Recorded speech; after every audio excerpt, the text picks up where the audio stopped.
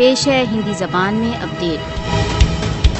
18 फरवरी 2007 जब हिंदू अतिवादियों द्वारा समझौता एक्सप्रेस में रखे गए बमों से 68 व्यक्तियों की जन क्षति हो गई, जिसमें अधिकतर पाकिस्तानी थे।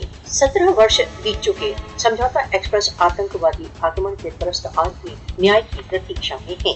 समझौता एक्सप्रेस आक्रमण के 17 वर्ष व्यतीत हो गए, परंतु आज भी त्रस्तों के परिवार को भारत न्याय से इनकार कर रहा है।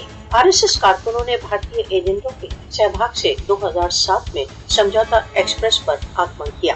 न्याय की विडंबना यह है कि भारतीय न्यायालय ने समझौता एक्सप्रेस विस्फोट में सम्मिलित 4 अपराधियों को उनके हिंदुत्व संबंधों के कारण छोड़ दिया। विस्फोट में सम्मिलितों की मुक्ति मोदी शासन के अंतर्गत हिंदू अतिवादियों को उपलब्ध स्वतंत्रता को प्रदर्शित करती है। समझौता एक्सप्रेस विस्फोट केस के निर्णय भारतीय राज्य की हिंदू अतिवादियों के संरक्षण की नीति को प्रदर्शित करती है।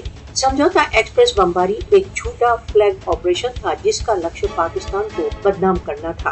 भारतीय गुप्तचर संगठनों ने पाकिस्तान को बदनाम करने के लिए समझौता एक्सप्रेस विस्फोट जैसे बहुत से ऑपरेशन किए हैं। विश्व को अनुभव कर लेना चाहिए कि आरएसएस समर्थित फासिस्टवादी बीजेपी शासन सार्वभौमिक शांति के लिए एक खतरा है।